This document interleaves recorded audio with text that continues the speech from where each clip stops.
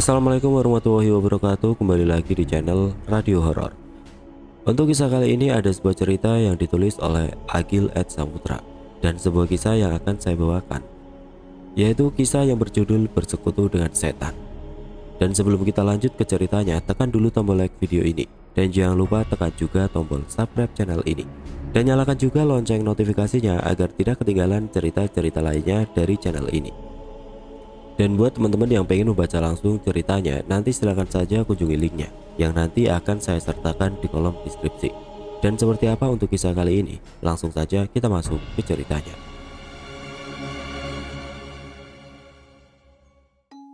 Temanggung pertengahan Januari 1990. Sebut saja Pramono, seorang ayah satu anak ini tengah meletakkan sesaji di sebuah lembah yang tidak jauh dari desa tempat di mana ia tinggal. Hal ini sudah rutin ia lakukan 2 tahun terakhir ini. Tujuannya ambigu, entah ia meminta keselamatan atau meminta kelancaran dalam pekerjaannya yang sempat hancur 3 tahun lalu. Semua ini berawal dari sebuah buku yang ia temukan di kolong lemari usang milik mendiang kakek buyutnya. Tulisan tangan berbahasa Jawa Kawi itu menunjukkan cara menundukkan para jin dan lelembut agar bisa membantu kita. Entah itu membantu dalam hal apa, yang jelas kekalutan Purnomo waktu itu membuatnya iseng mengikuti langkah-langkah yang tertulis di sebuah buku tersebut. Dan entah kebetulan atau bagaimana, ritual itu dirasa Pramono cukup membawa hasil yang signifikan. Terbukti dengan usahanya yang sempat terpuruk lambat laun mulai berkembang besar. Pramono adalah seorang peternak sekaligus belantik atau pedagang sapi. Usahanya yang sempat meredup beberapa tahun lalu karena ketatnya persaingan dan banyaknya kasus aradan atau kematian hewan ternaknya, kini mulai berkembang, melebihi masa kejayaannya dulu. Pramono yakin kejayaan kini berkat dari ritual yang rutin ia lakukan selama ini. Adapun sebenarnya hal yang melatar belakanginya adalah rasa buruk sangka dari diri Pramono sendiri. Ia merasa kehancuran usahanya dahulu dikarenakan oleh hal gaib atau guna-guna dari para pesaingnya. Namun sejak ia melakukan ritual sebut saja tunduk danyak, kendala-kendala dalam usahanya mulai menghilang seperti aradan, sapi yang sakit, malnutrisi, dan pencurian. Tapi ternyata kejayaan Pramono 2 tahun terakhir ini berujung dengan penuh kengerian yang terlambat ia sadari. Kembali ke hari awal, yaitu pertengahan Januari 1990. Pramono yang terbangun di tengah malam dari tidurnya tengah malam merasa panik. Bergegas ia mengambil uporampe atau berbagai sesaji yang ia sudah siapkan sedari siang tadi. Malam ini adalah malam Selasa Kliwon, ucapnya dalam hati. Malam di mana ia harus rutin meletakkan sesaji di lembah ujung desa. Dengan mengendap-endap karena tidak mau membangunkan anak dan istrinya yang tengah tertidur pulas, Pramono menuntun sepeda motornya dan menyalakannya ketika jauh dari rumah. Ia berangkat ke lembah itu sekira pukul 2 dini hari. Dengan rasa khawatir, Pramono sedikit memacu kendaraannya menuju ke tempat itu, melewati jalan kecil yang dirimbuni oleh pepohonan di sisi kiri dan kanannya. Sampailah di lereng lembah itu. Setelah ia memarkirkan motornya di semak-semak, Pramono mulai menyusuri tanjakan demi tanjakan dengan berbekal penerangan dari lampu senter. Berulang kali bulu kuduknya merinding ketika ekor matanya melihat ada beberapa sekelebatan di sampingnya.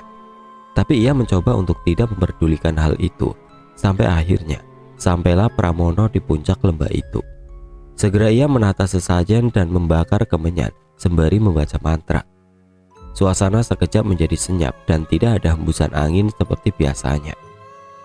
Suara hewan malam pun seperti tidak terdengar.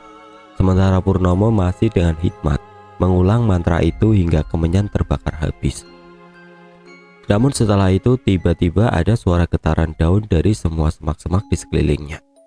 Ia masih memejamkan matanya walau mendengar suara itu, dan ia pun dikejutkan oleh tepukan keras di pundak kanannya. Seketika Pramono langsung terperajat dari silanya, menoleh ke kanan dan ke kiri. Tidak ada siapapun di sekitarnya. dan angin pun berembus dengan kencang, diiringi suara entah dari siapa itu, dan berkata, "Pulang." Mendengar itu Purnomo langsung bersujud dan berlari turun dan pulang menuju rumahnya dengan perasaan yang kalut. Tidak biasanya Pramono merasa setakut ini. Sesampainya di rumah, ia langsung mencuci kakinya dan beranjak tidur kembali, sembari bertanya-tanya ada apa gerangan terjadi. Hingga tidak terasa ketika rasa kantuk mulai menyerang, dan ketika ia dalam keadaan setengah tertidur, Pramono mengalami ketindihan. Tubuhnya tentu tidak bisa bergerak, lehernya seperti dicekik, dan ketika ia membuka matanya, Pramono melihat ada sosok hitam bertanduk yang tengah duduk di atas tubuhnya. Sosok itu seperti mencekik Pramono. Ia yang mencoba berontak tapi memang sulit.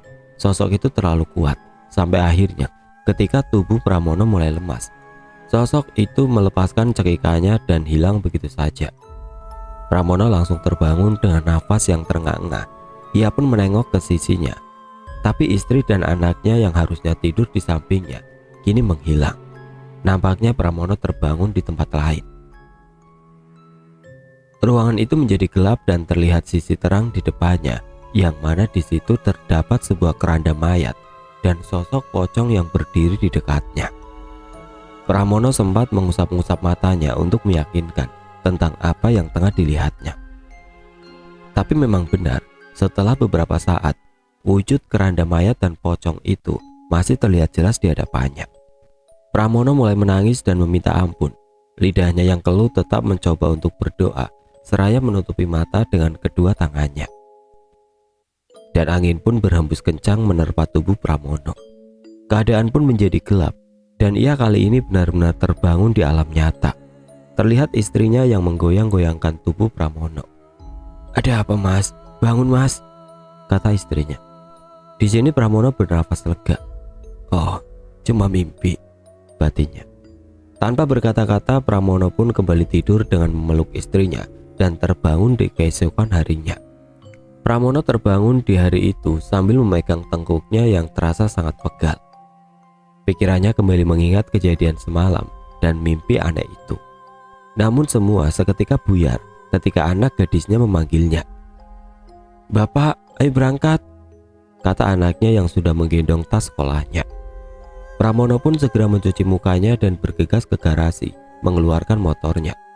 Ia mengantarkan anaknya ke sekolah. Singkat cerita, setelah itu ia yang sudah pulang ke rumahnya terlihat melamun di ruang tamu. "Nggak ke kandang, Mas," kata istrinya seraya mengantarkan teh hangat kepada Pramono. "Iya, habis ini," jawab Pramono. "Leherku kok sakit yo, Bu," katanya kembali. "Salah bantal iku, Mas. Lagian jenengan ngimpi apa tos malam? Kok sampai gap-gapan begitu?" kata sang istri. "Lambu, Bu, ndak jelas. Ya wes, aku tak ke kandang dulu," jawab Pramono memotong pembicaraan, seraya menyesap teh hangatnya sedikit. Ia pun ke kandang ternaknya yang jaraknya tidak jauh dari rumahnya tersebut. Sampai di kandang sapinya, terlihat Slamet salah satu pekerjanya yang tengah memberi pakan ke sapi-sapi milik Pramono. "Pagi-pagi, Mas," kata Slamet kepada juraganya sambil menguap seperti masih mengantuk. "Iya ini Pak Met," jawab Pramono mendekat. Pak Slamet terus menguap sambil sesekali meringis, memegangi pundaknya. Pramono pun bertanya, "Kenapa Pak Met? Kurang tidur, Pok?" "Nggak bisa tidur, Mas, malam. Digangguin terus sama Simba," jawab Pak Slamet yang selalu mengganti kata hantu atau demit menjadi Simba. "Alah, biasa toh Pak," jawab Pramono, dan mereka pun tertawa bersama. Jadi Pak Slamet ini adalah pekerja Pramono yang bertugas menjaga kandang ternak. Jadi beliau ini kalau malam menginap di kamar yang sudah disediakan di area kandang.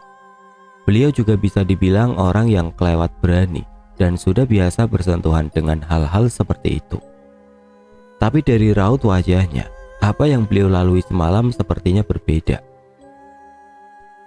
Pramono dan Pak Slamet pun lanjut dengan obrolan tidak penting sambil menyusuri kandang yang memanjang. Hingga tidak selang beberapa lama, Mbok Sumini, yaitu istri Pak Slamet, datang membawakan bubur ketan, bakal Pak Slamet sarapan. Untung Mbak Sumini membawa lebih. Mereka pun sarapan di balai depan kandang dengan nikmat.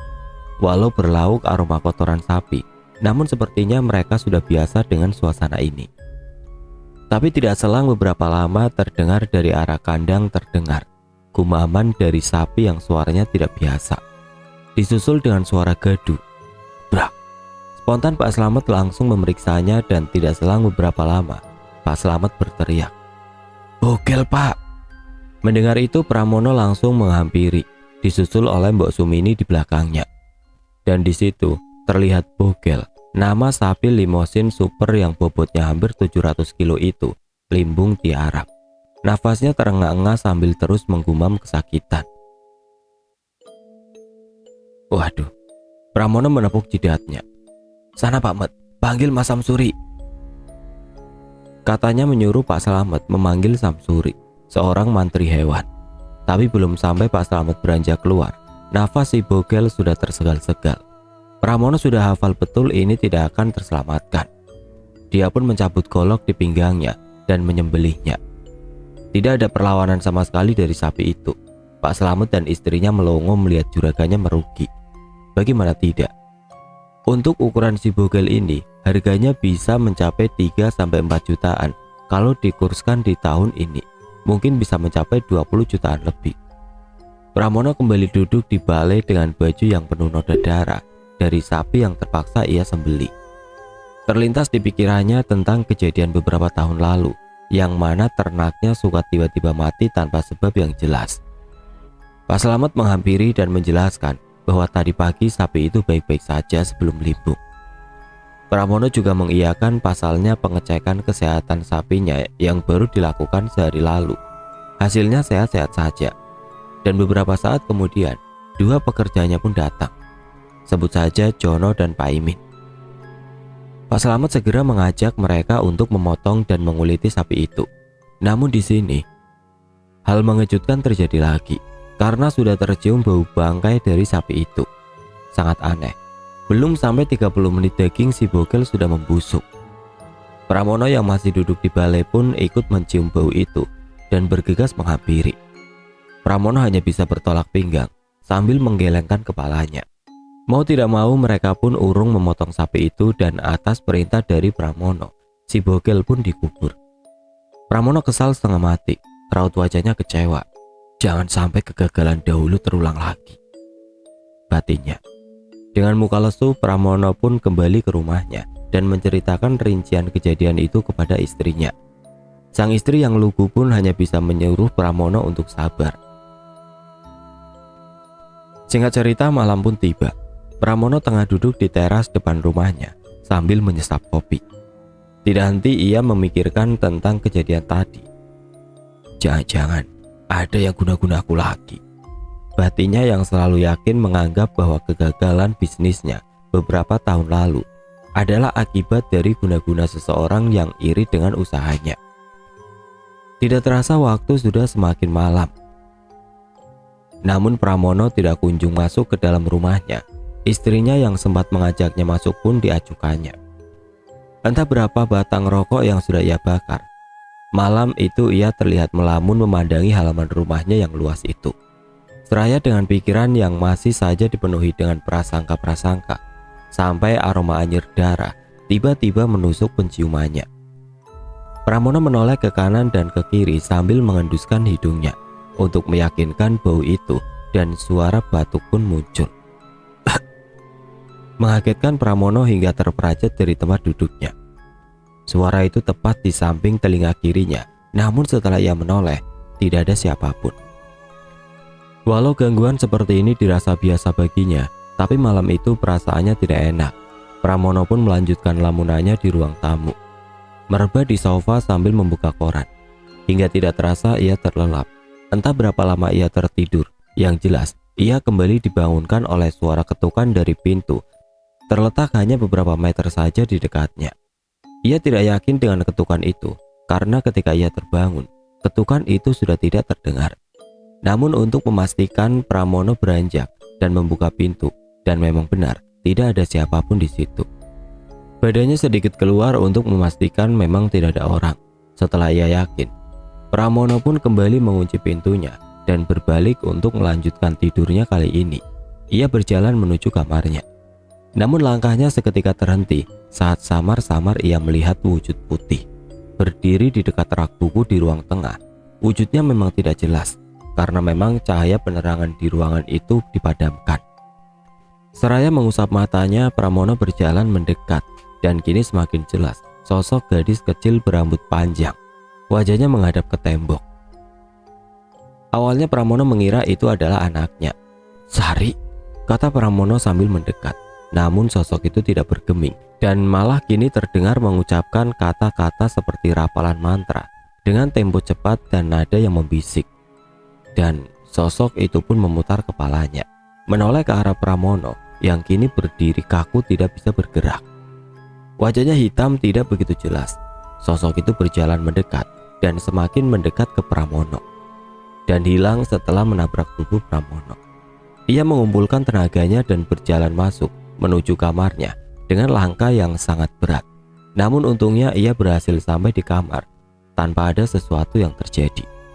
Pramono bergegas merebah di samping istrinya, meringkuk bersembunyi di balik selimut seraya terus berpikir, apa itu tadi? Tidak biasanya ia bersentuhan dengan lelembut segamblang akhir-akhir ini. Dan tidak biasa juga ada lelembut yang menampakkan diri di rumahnya. Pikirannya kacau, ia masih berada di balik selimut hingga tidak terasa adzan subuh pun berkumandang. Terlihat sang istri yang beranjak dari tempat tidur untuk beraktivitas. Ia tidak menyadari bahwa Pramono suaminya yang membelakanginya masih terjaga. Perlahan matahari mulai terbit, membuat suasana menjadi terang. Pramono yang memang belum tidur dari semalam memutuskan untuk keluar dari kamar, menyeduh kopi di dapur. Ingin rasanya ia bercerita kepada istrinya yang tengah memasak tentang kejadian semalam. Namun ia urung karena tidak mau membuatnya takut dan tidak nyaman. Tanpa ada percakapan yang berarti, sang istri masuk kembali ke kamar untuk membangunkan Sari sang anak. Sementara Pramono kini duduk melamun dengan kopi di genggaman di pintu belakang dapur yang menjorok ke pekarangan belakang rumahnya. Kantung matanya terlihat hitam. Kembali pikirannya teringat kejadian semalam. Sampai akhirnya sang istri menghampiri. "Mas, Sari kok panas yo? Kayaknya masuk angin," ucap sang istri membuyarkan lamunan Pramono. Bergegas ia masuk dan memeriksa, memegang leher dan kepala Sari yang memang benar demamnya sangat tinggi. Waktu itu mungkin sekira pukul 6 pagi. "Sek, tak ke tempat Bumar," ucap Pramono yang berkata akan ke tempat Bumar, salah satu bidan di desa tersebut. Singkat cerita, tidak selang beberapa lama Bumar pun datang dibonceng oleh Pramono. Segera beliau memeriksa keadaan Sari. Bumar tidak bisa berbuat banyak. Ia hanya bisa memberikan obat penurun panas dan berkata bila panasnya tidak juga turun, Sari harus dibawa ke dokter atau rumah sakit. Singkat waktu sekira 40 menit kemudian setelah memeriksa, Bumar pamit dan diantar kembali oleh Pramono. Singkat cerita, malam pun tiba. Hari itu Pramono sama sekali tidak pergi ke kandang karena sudah dipusingkan dengan keadaan Sari yang tidak kunjung membaik. Hanya sore tadi Pak Slamet menyusul ke rumah Pramono dan mengatakan keadaan kandang baik-baik saja. Itu cukup membuatnya lega. Terlihat kini Pramono yang tidur-tidur ayam di samping Sari. Meski badannya capek dan memang kurang tidur seharian ini, tapi kekhawatiran Pramono terhadap anaknya membuatnya tidak bisa tidur dengan nyenyak tentunya. Malam itu sekira pukul 9 malam, sang istri sepertinya sudah tidur di sampingnya. Sementara Pramono yang masih menutup kedua matanya dengan satu lengan dan sesekali memeriksa keadaan anaknya yang sering mengigau. Mungkin keadaan ini dipicu karena demam Sari yang cukup tinggi. Pikiran Pramono perihal lembut yang dilihatnya kemarin malam sudah hampir ia lupakan karena teralihkan oleh keadaan anaknya ini. Sampai akhirnya ada yang mengetuk pintu rumahnya.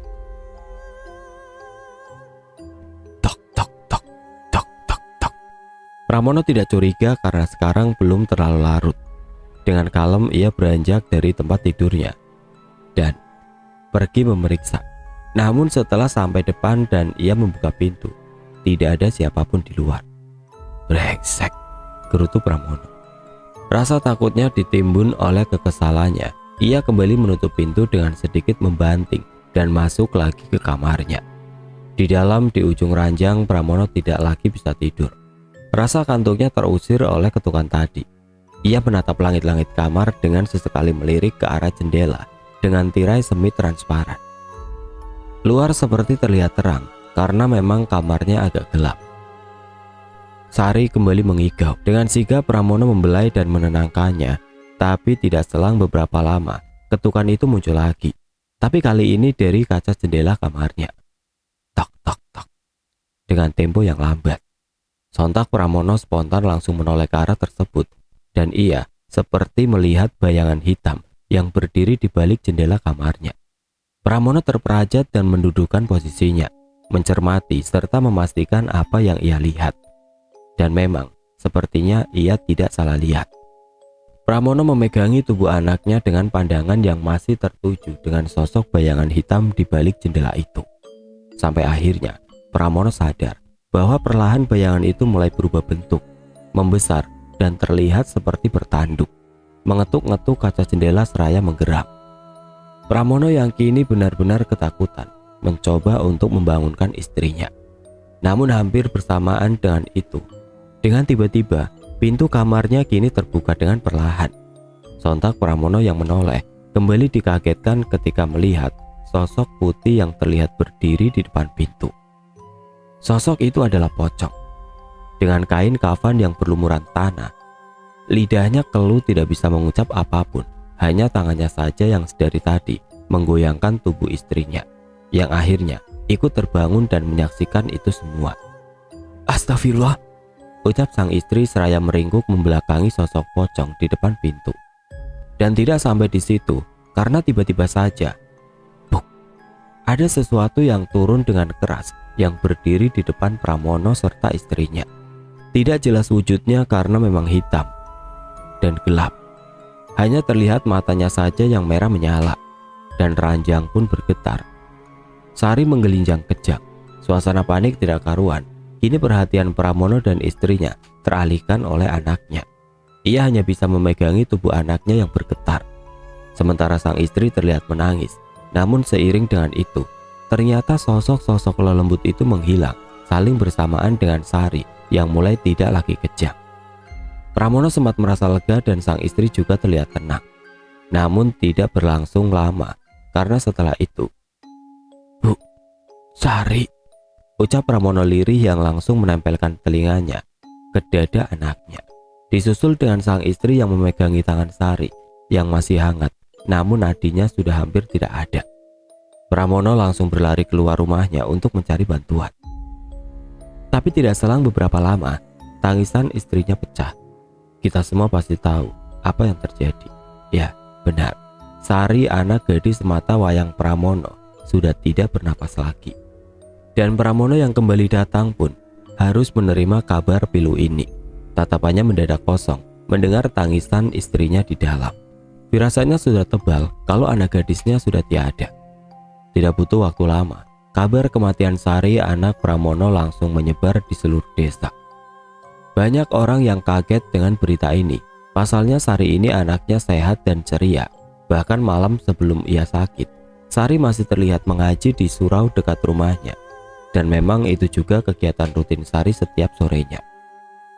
Kematiannya memang aneh dan mendadak. Apakah ini ada hubungannya dengan ritual Pramono di lembah keramat itu? Singkat waktu, sudah 40 hari kepergian sang anak Sari. Pramono dan istrinya masih dalam masa berkabung tentunya. Tapi di sini, Pramono belum sadar kalau ini adalah buah dari ritualnya. Ia masih sibuk berburuk sangka kalau ini adalah ulah dari orang yang tidak menyukainya. Berbeda juga dengan sang istri yang memang tidak tahu menahu tentang ritual itu. Sang istri menganggap kematian anaknya disebabkan murni oleh penyakit, walaupun ia juga sempat melihat penampakan sebelum Sari kejang dan meninggal. Bila hari ini adalah tepat 40 hari kepergian anaknya, berarti kurang lebih kemarin atau hari ini Pramono harus melakukan ritual itu lagi. Tapi sekarang dia seperti menganggap ritual itu sudah tidak manjur. Karena terhitung sejak meninggalnya Sari, anaknya, sudah ada 8 ekor sapi ternaknya yang mati. Jadi sekarang Pramono memutuskan untuk meninggalkan ritual itu. Tanpa ia sadari, ada sesuatu yang akan mengancamnya di kemudian hari, yang belakangan diketahui disebabkan oleh jin yang menagih akan ritual itu.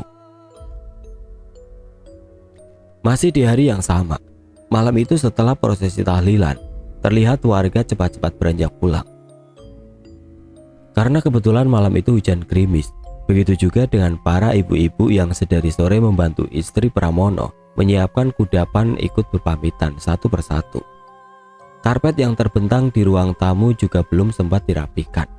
Terlihat Pramono yang duduk menyiku di sudut ruangan dengan peci yang miring, menghisap rokok dan sesekali mengumpulkan asapnya ke langit, seakan melepaskan beban pikirannya yang cukup berat akhir-akhir ini. Tidak selang beberapa lama istrinya mendekat seraya memberikan segelas kopi hangat. Mereka kini duduk bersama dengan kepala sang istri yang tersandar di pundak Pramono. Hujan yang tadi gerimis berubah menjadi deras, dan tidak selang beberapa lama Pak Slamet menerobos masuk seakan terburu tanpa mengetuk pintu rumah juraganya. Dengan masih mengenakan mantel, Pak Slamet memberi kabar yang tidak mengenakan. Kalau satu sapi ternaknya mati lagi. Istrinya terkejut, tapi tidak dengan Pramono yang dengan santai dan tanpa beranjak dari posisinya menyuruh Pak Slamet segera mengubur bangkai sapi itu. Pak Slamet pun mengerti dan berpamitan. Pramono dan istrinya masih duduk bersama tanpa pembicaraan untuk beberapa saat, hingga akhirnya pintu rumahnya kembali diketuk, lebih tepatnya digedor. Sigap sang istri membukanya, namun tidak ada siapapun di luar sana. "Mungkin kena angin, Bu," ucap Pramono karena memang malam itu hujan turun sangat lebat disertai angin kencang. "Ayo tidur aja, Bu," ucap Pramono kembali, mengajak istrinya masuk ke kamar. Dan mereka pun beranjak tidur. Dengan hujan yang tidak selang beberapa lama mulai semakin mereda, menyisakan rintik-rintik yang tidak begitu bising. Pramono dan istrinya tampak tertidur lelap.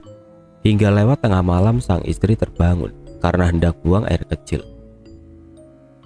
Karena takut, sang istri pun membangunkan Pramono untuk menemaninya. Memang sejak kejadian itu sang istri berubah menjadi orang yang sangat penakut. Kemana-mana harus ditemani. Pergilah mereka ke kamar mandi dan setelah selesai, mereka kembali berjalan menuju kamar. Sang istri yang berada di depan langsung buru-buru masuk ke kamar. Namun ketika setengah badannya masuk, ia segera mundur keluar lagi sambil menarik gagang dan menutup pintu. Wajahnya tampak pucat ketakutan. "Ada apa toh, Bu?" kata Pramono yang badannya sempat terdorong oleh istrinya. Sang istri hanya menunjukkan jarinya ke arah kamar sambil berkata dengan membisik. "Ada orang, Mas, ada orang," kata sang istri yang tidak berani menoleh. "Alah, opo toh?" gerutu Pramono seraya maju dan meraih gagang pintu.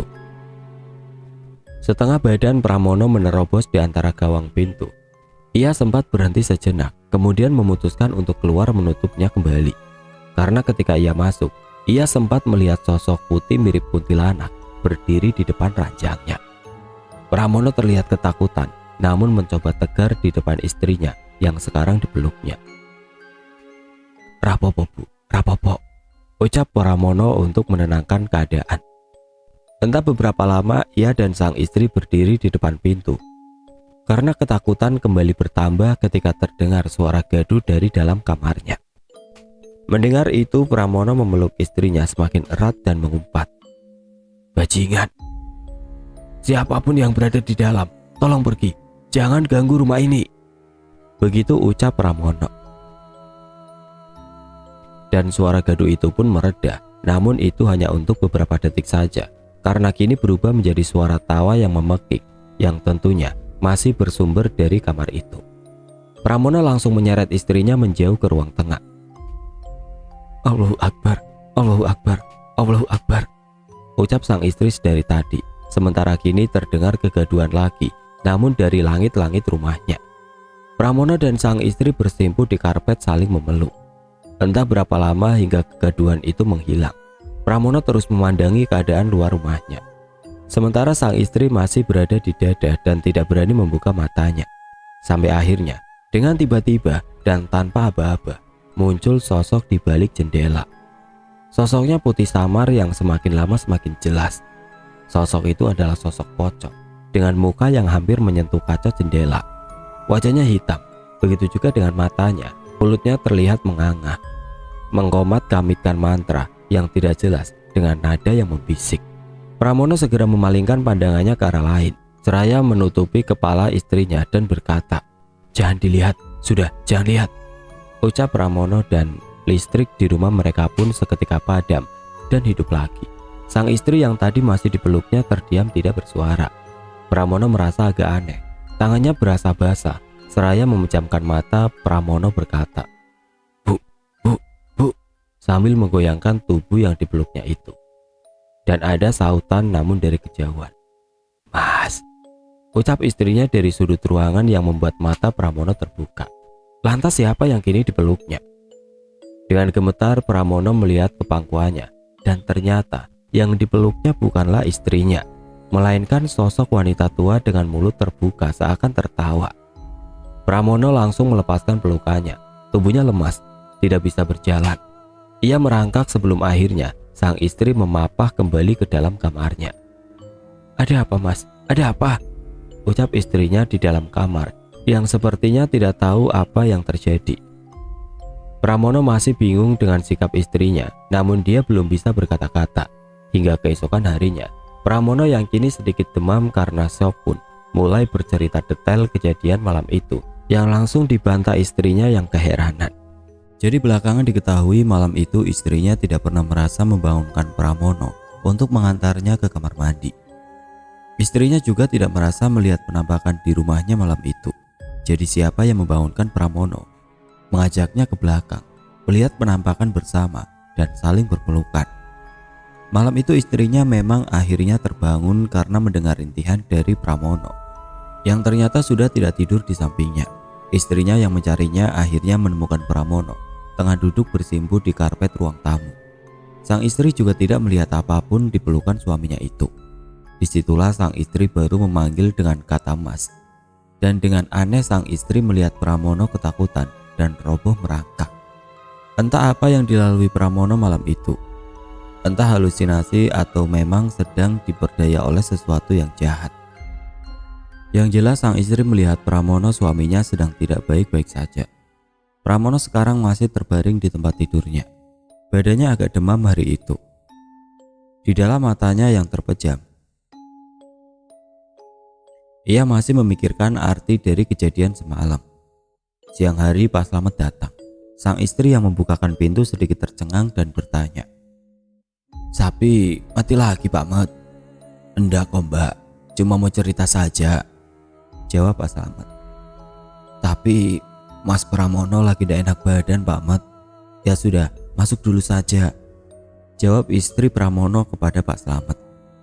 "Sini cerita saja sama saya Pak Met, nanti tak sampaikan ke Mas Pramono," kata istri Pramono kembali.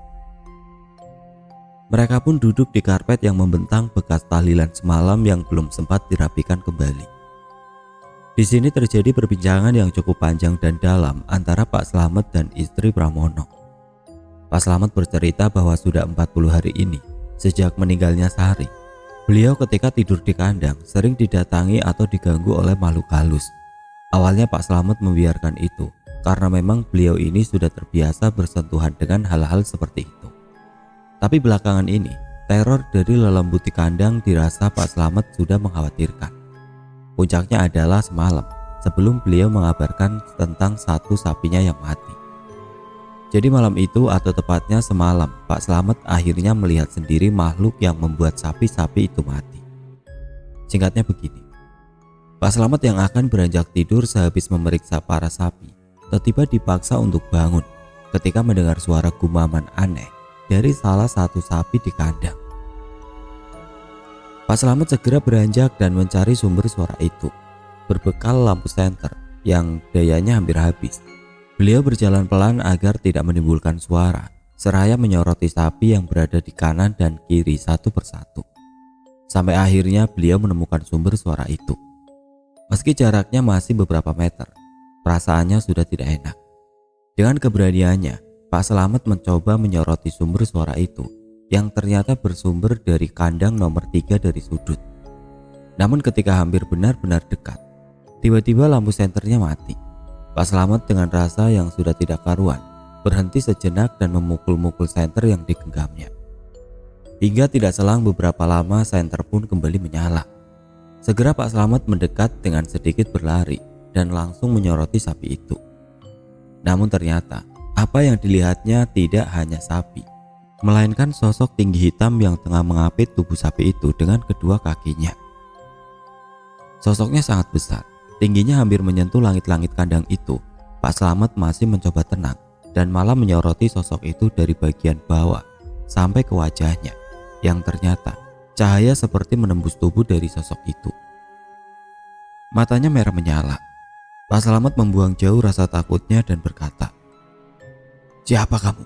Kamu yang telah membunuh sapi-sapi yang berada di sini," kata Pak Slamet dengan sedikit gugup. Namun mendengar kata-kata dari Pak Slamet, sosok itu justru malah tertawa terbahak-bahak dan berkata, "Aku yang berkuasa di lembah keramat, pantang untuk diingkari." Dan makhluk itu pun menghilang. Pak Slamet sempat roboh di tanah untuk beberapa saat. Sampai dirasa keadaan sudah tenang, Pak Slamet segera menghampiri sapi itu yang tentunya sudah tidak bernyawa. Baru setelah itu hujan turun sangat lebat. Pak Slamet segera pergi ke rumah Pramono untuk mengabarkan hal ini.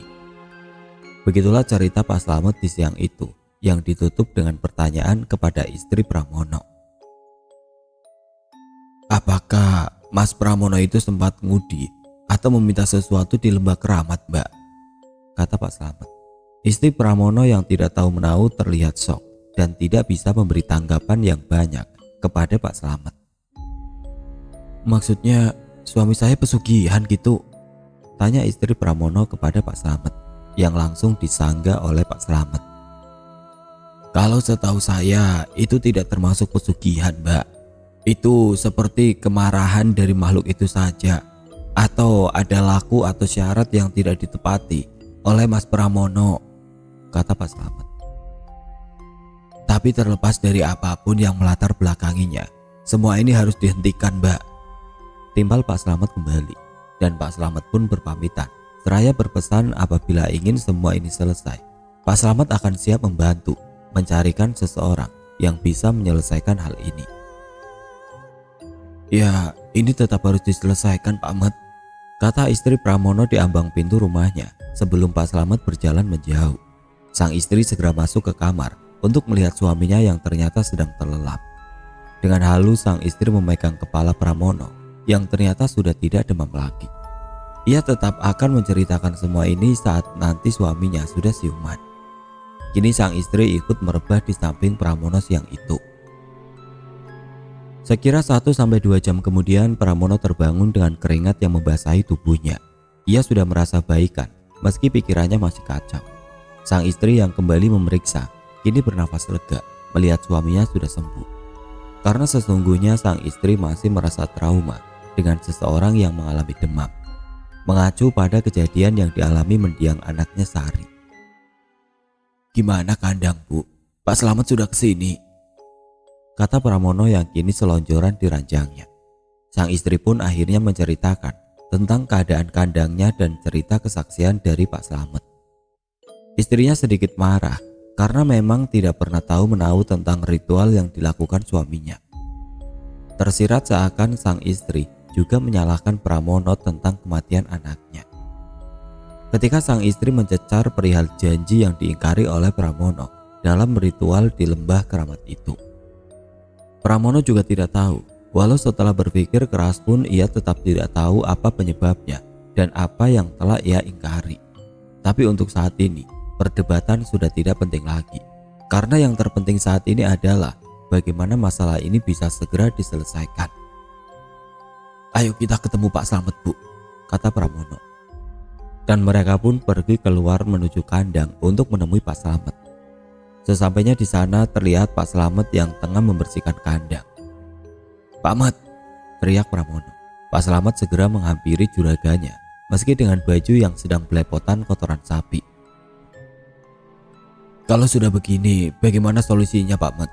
Katanya jenengan punya kenalan yang bisa menyelesaikan masalah ini?" kata Pramono dengan serius. "Nji Mas, nanti saya akan bilang sama Gus Faruk," ucap Pak Slamet. "Tapi beliaunya untuk saat ini sepertinya tidak bisa karena sedang berada di luar kota. Paling tidak 1 sampai 2 hari lagi beliau bisa kita datangi," timpal Pak Slamet kembali. "Apa tidak ada ustadz lain Pak Met yang bisa hari ini?" tanya Pramono lagi. "Ada sebenarnya Mas, tapi menurut pengetahuan saya, setelah ikut mengalami gangguan ini, masalah ini harus diselesaikan oleh ustadz yang paham tentang ilmu kejawen. Dan menurut saya, Gus Faruk ini yang ilmu agamanya tinggi dan paham dengan ilmu kejawen." Pramono yang sudah tidak sanggup berpikir pun menuruti saran dari Pak Slamet. Sebelum pulang mereka pun duduk bersama di balik. Pak Slamet, Pramono, istrinya, dan tidak selang beberapa lama Mbok Sumini istri Pak Slamet juga datang. Mereka saling berbincang tentang pengalaman aneh yang dialami akhir-akhir ini. Sampai akhirnya Pramono mulai mendominasi pembicaraan.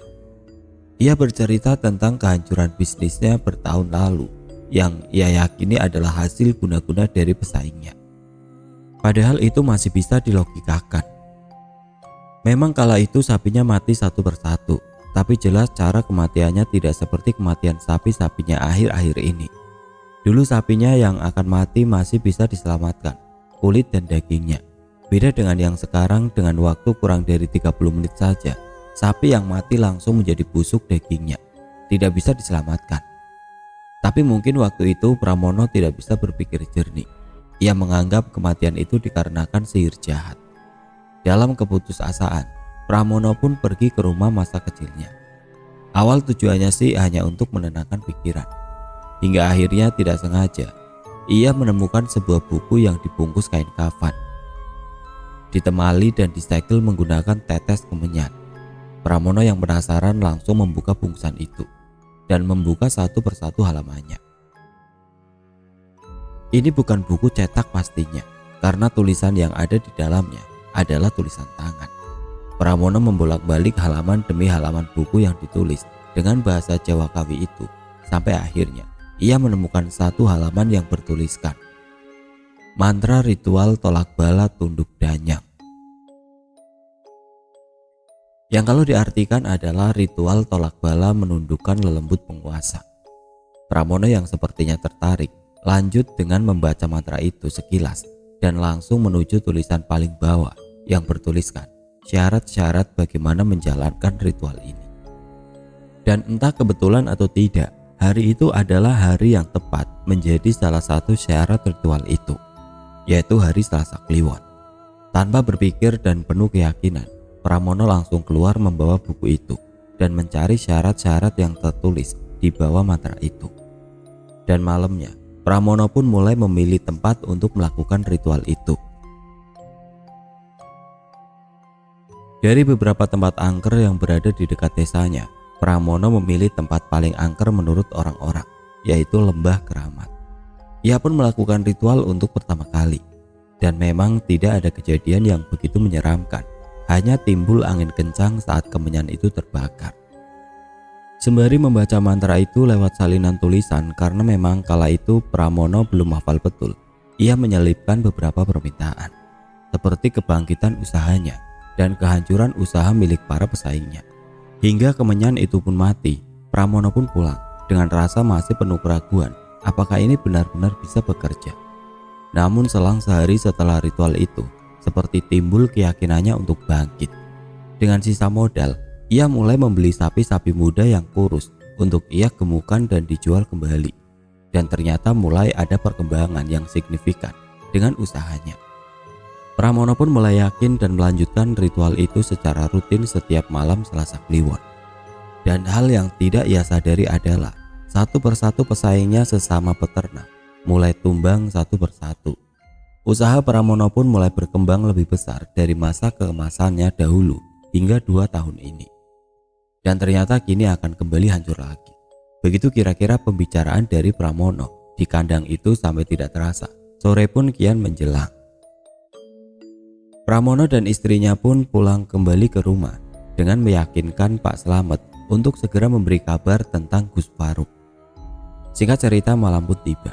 Terlihat Pramono dan istrinya yang tengah makan malam bersama.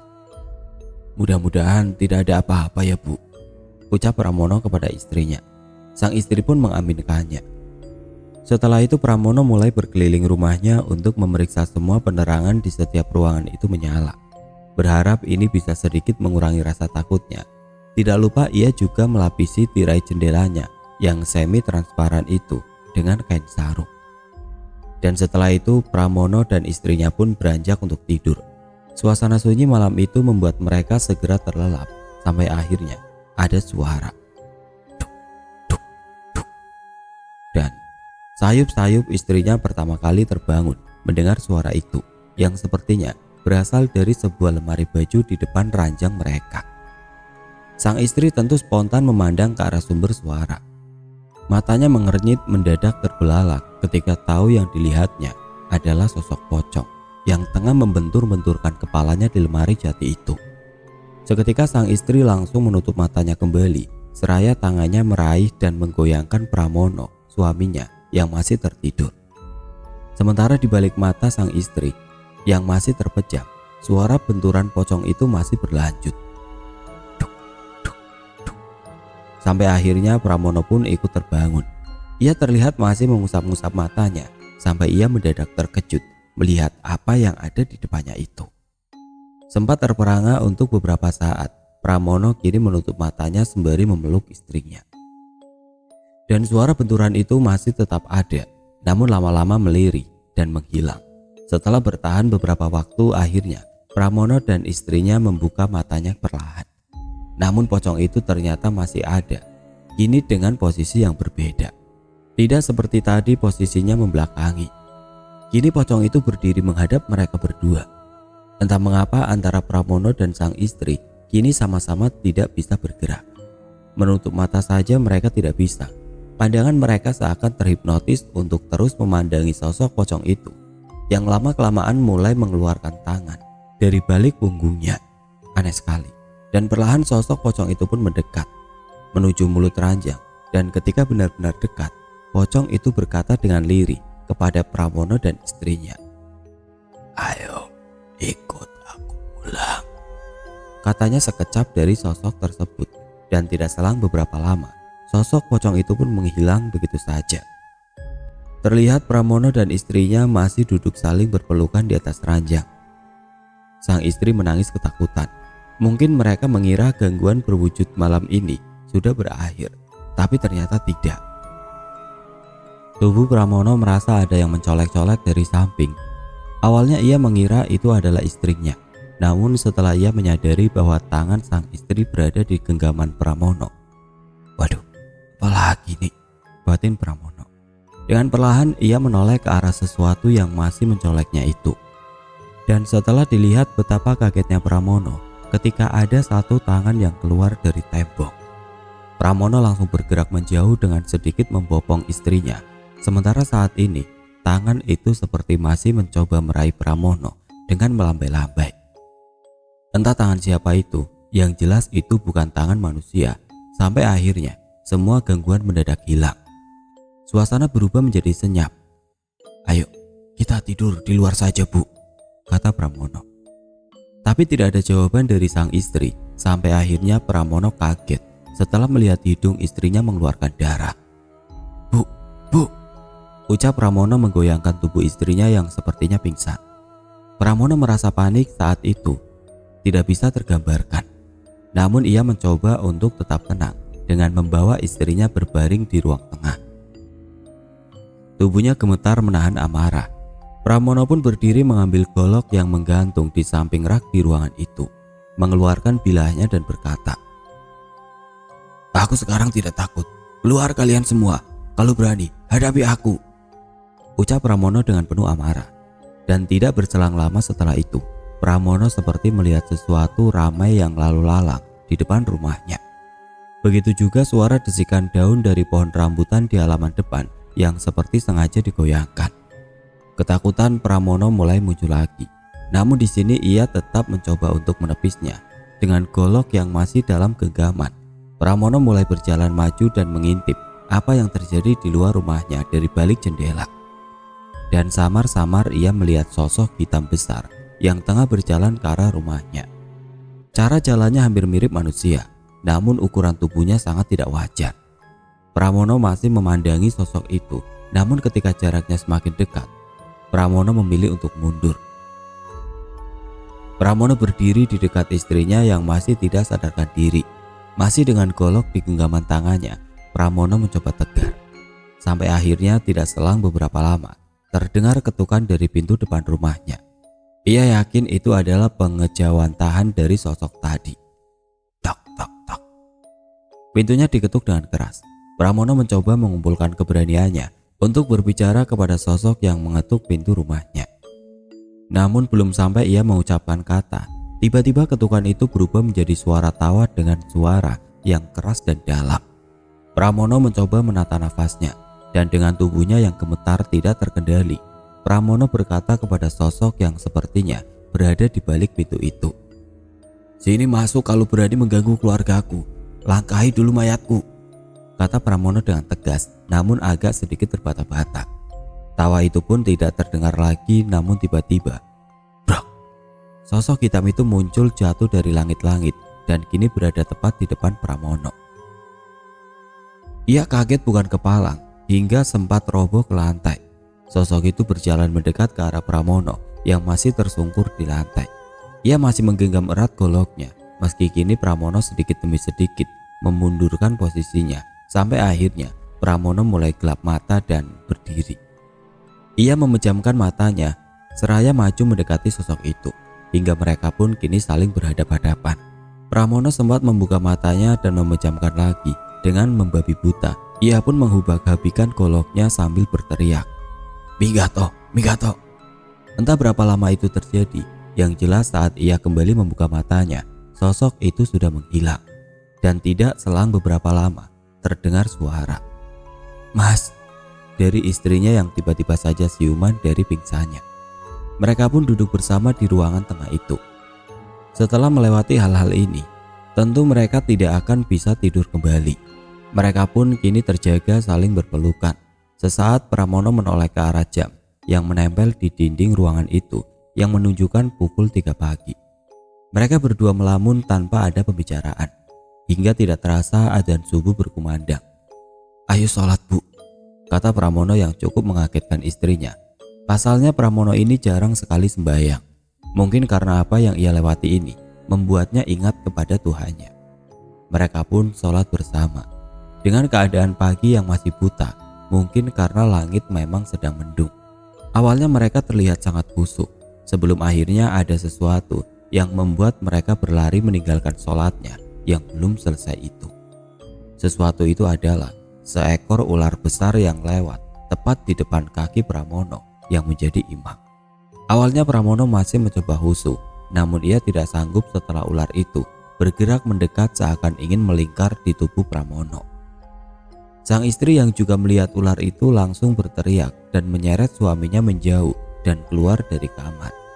Pramono buru-buru menutup pintu dan mereka pun keluar rumah untuk mencari bantuan ke tetangga terdekat. Hingga tidak selang beberapa lama, mereka pun kembali bersama beberapa warga. Pak Somad adalah salah seorang hansip di desa tersebut, langsung menerobos masuk kamar dengan membawa sebilah kayu. Disusul dengan Pak D. Sunari, tetangga samping rumah Pramono. Mereka mulai memeriksa dan mencari di setiap sudut ruangan kamar itu, membolak-balikan kasur dan menggeser beberapa perabot seperti toilet dan lemari. Namun sampai matahari benar-benar terbit, hasilnya nihil. Ular itu tidak ditemukan bagaikan hilang di telan bumi. "Ini tidak beres, Mas. Sampean tadi benar-benar melihat ular itu," ucap Pak Somad kepada Pramono yang secara bersamaan ditimpali oleh Pak D. Sunari. "Rumah ini memang sepertinya sedang tidak beres, Mas Pram," timpal Pak D. Sunari. Yang setelah terjadi obrolan singkat, akhirnya Pak D. Sunari pun menebalkan pendapatnya tentang ketidakberesan rumah Pramono ini. Karena ternyata beberapa hari yang lalu Pak D. Sunari sempat melihat sosok di depan rumah Pramono ini. Beliau ini bisa dibilang mempunyai kelebihan. Beliau juga sangat biasa melihat hal-hal seperti itu Namun Pak De Sunari ini selalu terlihat enggan untuk menceritakan hal-hal yang berbau mistik seperti ini dan sering memilih untuk tidak memperdulikannya. Namun beda halnya dengan kasus Pramono ini. Pak De Sunari yang tempo hari sempat melihat sesuatu seperti mempunyai intuisi yang tidak baik. Jadi karena itulah beliau memutuskan untuk bercerita dengan harapan agar masalah ini lekas ditangani.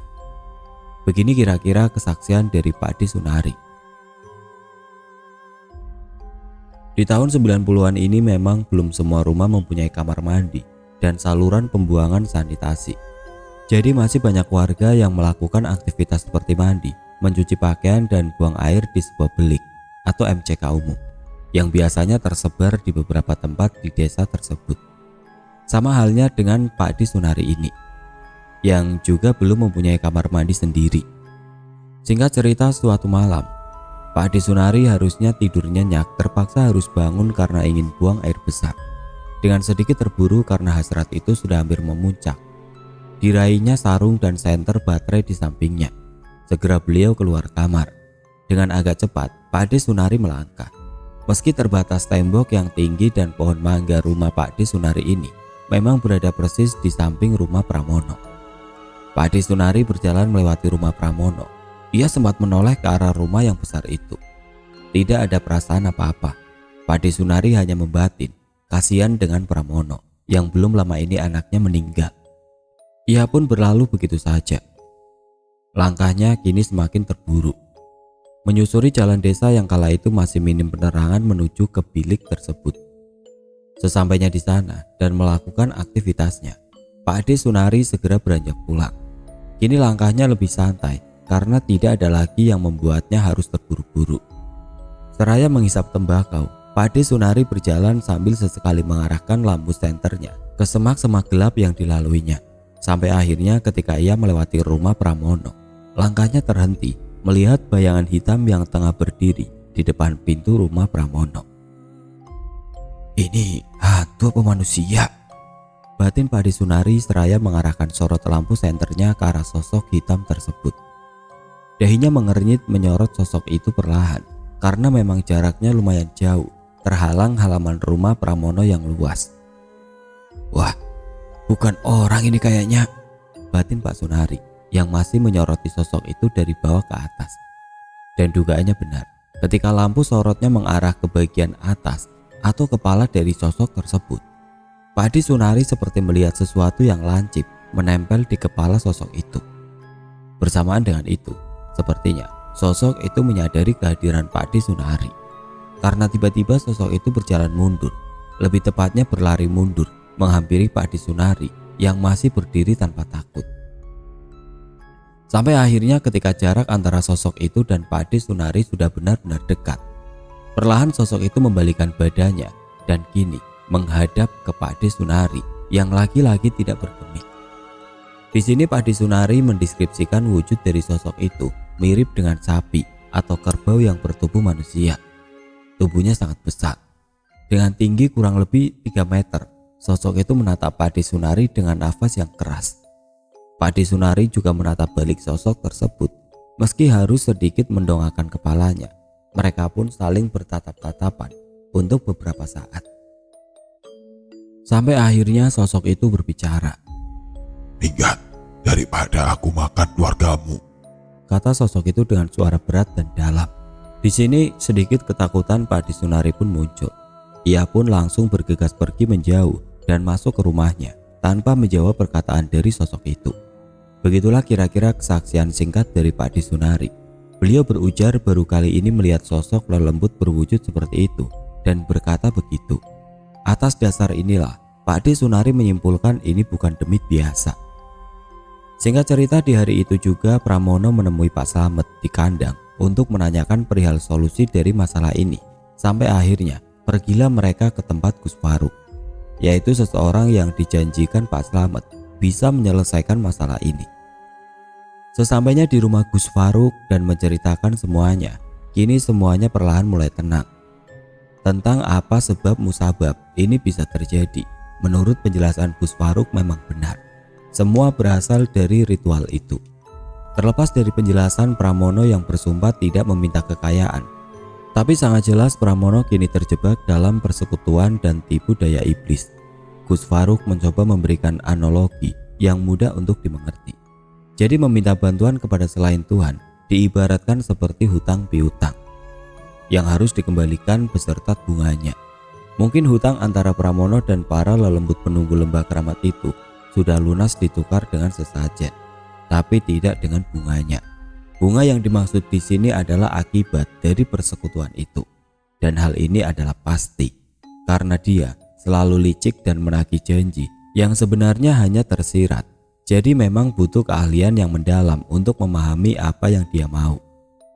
Entah hanya untuk mempercerah suasana saja atau bagaimana, di sini Gus Faruk memberi penjelasan bahwa kematian Sari anak Pramono tidak ada hubungannya dengan semua ini. Walau dalam hati Pramono selalu berpikir kematian anaknya disebabkan oleh ritual ini, Gus Faruk tidak mau membicarakan masalah ini lebih dalam. Beliau hanya ingin fokus ke penyelesaiannya saja. Singkat waktu di hari itu juga, Pramono disuruh untuk melakukan sholat tobat. Dan malam ini juga, prosesi pemedotan atau pemutusan akan dilaksanakan. Pramono, sang istri dan Pak Slamet pun beranjak pulang untuk menyiapkan persyaratan prosesi ini. Dan singkat waktu, dilakukanlah prosesi ini. Malam itu sangat cerah, terlihat cahaya bulan sedang bulat-bulatnya menyinari desa itu. Di rumah Pramono semua orang yang akan melakukan prosesi pemedotan sudah berkumpul. Terlihat di ruang tamu, Gus Faruk, Pak Slamet, Mbok Sumini, Pramono dan sang istri beserta beberapa santri atau murid dari Gus Faruk sudah berkumpul dan duduk bersila di karpet yang membentang. Mereka duduk dengan posisi sejajar menghadap ke arah pintu depan. Waktu sudah hampir tengah malam. Gus Faruk memberi sedikit penjelasan dan mewanti-wanti agar tidak ada satupun orang yang lari ketika nanti melihat sesuatu. Tidak selang beberapa lama pun tepat pukul 00 prosesi itu dilaksanakan. Gus Faruk mulai membaca ayat-ayat diikuti oleh para santrinya. Sementara Pramono, istrinya, dan Pak Slamet dan Mbok Sumini pun hanya dia menunduk dan menyimak. Suasana perlahan menjadi aneh dan panas. Pak Slamet terlihat sedikit menyikung Mbok Sumini yang menoleh ke kanan dan ke kiri. Tiba-tiba angin berhembus kencang menerpa wajah masing-masing dari mereka. Padahal ruangan itu dalam keadaan tertutup. Hampir bersamaan dengan itu muncul ketukan dari pintu depan. Sejenak para murid Gus Faruk menghentikan bacaannya. Beda dengan Gus Faruk yang tetap membaca dengan khusyuk. Tok tok tok tok. Pintu diketuk dengan keras, dilanjut oleh suara auman binatang. Entah binatang apa itu. Sang istri terlihat merapatkan posisinya ke dekat Pramono yang nampak bingung dan gugup. Dan muncul suara tawa memekik cekikikan seakan berputar-putar di ruangan itu. Pramono, sang istri, Pak Slamet dan Mbok Sumini langsung menundukkan kepalanya, seakan tidak mau memastikan siapa yang tengah tertawa itu. Namun mau tidak mau, mereka harus mendongakkan kepalanya secara bersamaan. Ketika timbul suara dentuman keras yang mengagetkan, Gus Faruk kini terdiam. Begitu juga dengan santri-santrinya. Semua orang di ruangan itu menegapkan pandangannya. Dan di situ mereka semua melihat sosok yang tidak hanya satu. Pak Slamet segera memalingkan pandangannya ketika melihat sosok wanita berbaju putih yang tengah duduk di meja yang berada persis di sampingnya. Mungkin sosok inilah yang tadi terdengar pekik tawanya mengitari ruangan ini. Sosok itu tengah duduk seraya membelai rambutnya sendiri. Santri Gus Faruk yang berada di paling tepi juga terlihat gelisah menggeser-geser tubuhnya karena tepat di samping lututnya terlihat sosok seperti anak kecil yang merangkak sambil mendesis-desis. Terlihat jelas raut wajah si santri yang mencoba untuk kuat. Sementara itu di luar rumah, tepatnya di pohon, timbul suara berisik yang mungkin disebabkan oleh dedaunan yang saling bergesekan. Pramono yang pertama kali melihat ke arah situ, dan di situ terlihat dari kejauhan sosok wanita berbaju putih tengah duduk di ranting sambil berongkang kaki. Pramono segera mengalihkan pandangannya ke arah lain, namun ia justru melihat sosok pocong yang kini berdiri tepat di depan Gus Faruk yang terdengar sedang berzikir. Pramono segera menundukkan kepalanya. Dan tidak selang beberapa lama, Gus Faruk pun berdiri dan mengajak semua orang di situ ikut berdiri juga. Gus Faruk mulai berjalan mengitari setiap sudut ruangan dan berhenti tepat di depan pintu masuk, yang mana di baliknya terdapat sosok hitam bertanduk. Dan terjadi pembicaraan satu arah antara Gus Faruk dengan sosok hitam bertanduk itu. Entah apa isi pembicaraan itu. Yang jelas kata-katanya menggunakan bahasa Jawa Kawi kuno. Hingga akhirnya Gus Faruk mengusap wajahnya. Dan semua sosok di ruangan itu pun seketika menghilang. Prosesi pemedotan itu pun selesai. Mereka kini duduk bersama saling mengucap syukur. Insya Allah, ini sudah rampung, ucap Gus Faruk yang juga berpesan untuk mengadakan pembacaan Yasin selama 7 hari di rumah ini. Waktu pun berlalu. Keadaan rumah dan usaha Pramono kini berangsur membaik. Meski tidak sejaya dulu, Pramono mencoba untuk tetap mensyukurinya dan tidak berpikir buruk. Selang 1,5 tahun pasca kejadian ini, seorang bayi laki-laki lahir, mengobati duka dan sepinya Pramono dan sang istri setelah meninggalnya anak pertamanya Sari. Hari-hari Pramono dan keluarganya dilewati dengan bahagia, meski kadang masih tersirat pikirannya tentang lembah keramat itu. Namun ia tetap mencoba untuk menjalaninya dan memasrahkan semuanya kepada Tuhan Yang Maha Esa. Hingga cerita ini ditulis, tidak ada satu Kamis pun yang terlewati oleh Pramono, sang istri dan Gugat, nama anak lelakinya, untuk berkunjung ke makam Sari saat sore. Pramono selalu mengatakan kepada Gugat bahwa makam yang kita kunjungi setiap Kamis ini adalah makam kakaknya, Sari.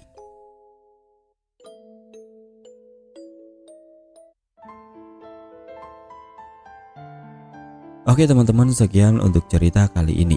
Bila ada kata-kata yang kurang berkenan mohon dimaafkan. Semoga banyak pelajaran yang bisa dipetik dari cerita ini. Dan buat teman-teman yang baru bergabung, jangan lupa untuk like, komen, share, serta subscribe channel ini. Dan nantikan kisah-kisah horor berikutnya tetap di channel Radio Horor. Wassalamualaikum warahmatullahi wabarakatuh.